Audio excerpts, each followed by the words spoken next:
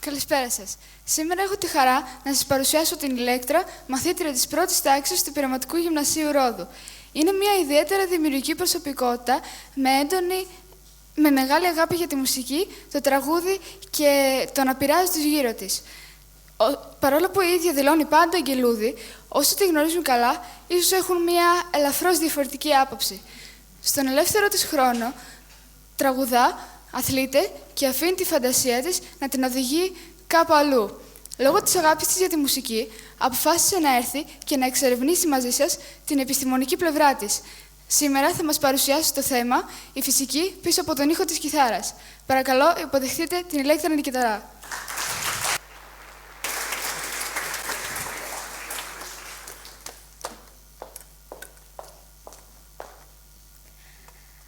Αν σας έλεγα πως η φυσική συνδέεται άρρηκτα με τη μουσική, θα με πιστεύατε? Έφερα την κιθάρα μου για να σας αποδείξω πως η κίνηση μετατρέπεται σε ήχο. Με το χτύπημα της χορδής ξεκινά μία γρήγορη κίνηση μπρος-πίσω που επαναλαμβάνεται εκατοντάδες φορές το δευτερόλεπτο. Η κίνηση αυτή ονομάζεται δόνηση. Αέρα θέτει τα μόρια του σε κίνηση και δημιουργεί ηχητικά κύματα τα οποία φτάνουν μέχρι τα αυτιά μας. Το εξωτερικό αυτί συλλέγει αυτά τα κύματα και τα οδηγεί στον εγκέφαλο.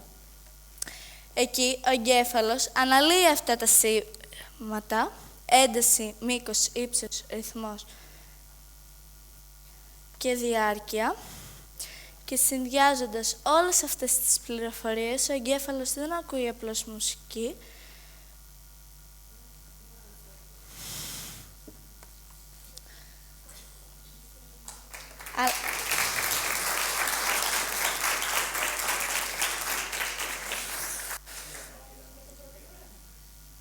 Είστε έτοιμοι για το πρώτο μας πείραμα?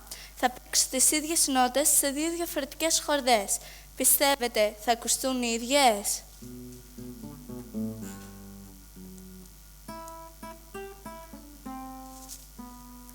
Τι παρατηρούμε?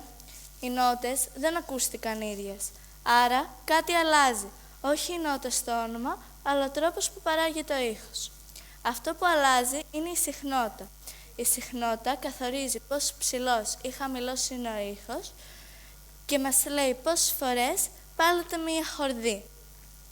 Όσο περισσότερες δονήσεις έχουμε, τόσο μεγαλύτερη είναι η συχνότητα και τόσο πιο αργά πάλεται,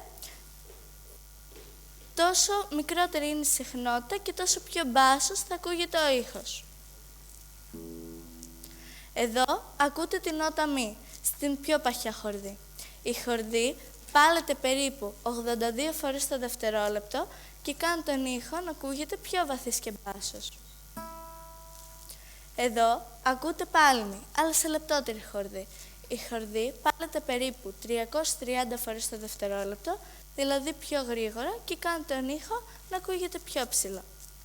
Στη φυσική, κάθε φορά που η συχνότητα διπλασιάζεται, ο εγκέφαλος ακούει την ίδια νότα, αλλά πιο ψηλή. Στη φυσική λέμε ότι ανεβαίνουμε μία οκτάβα. Εδώ έχουμε διπλασιασμό 2 φορές, άρα διαφορά 2 οκτάβων. Είστε έτοιμοι για το δεύτερο πείραμα? Μπορώ να αλλάξω νότα χωρίς να αλλάξω χορδή?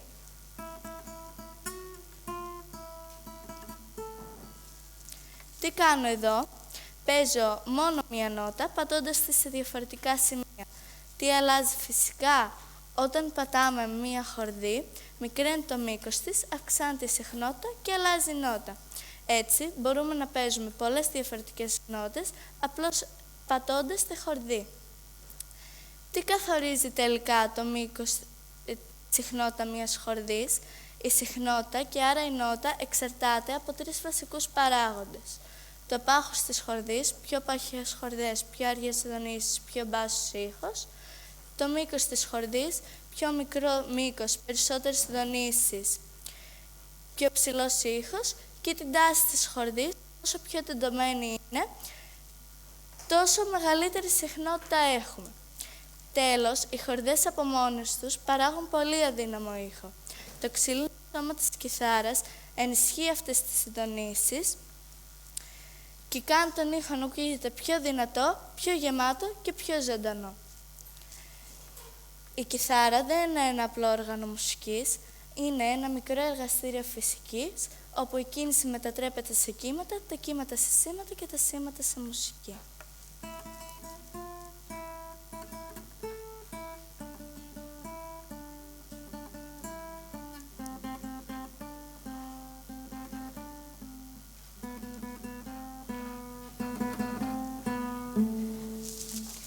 Ευχαριστώ πολύ.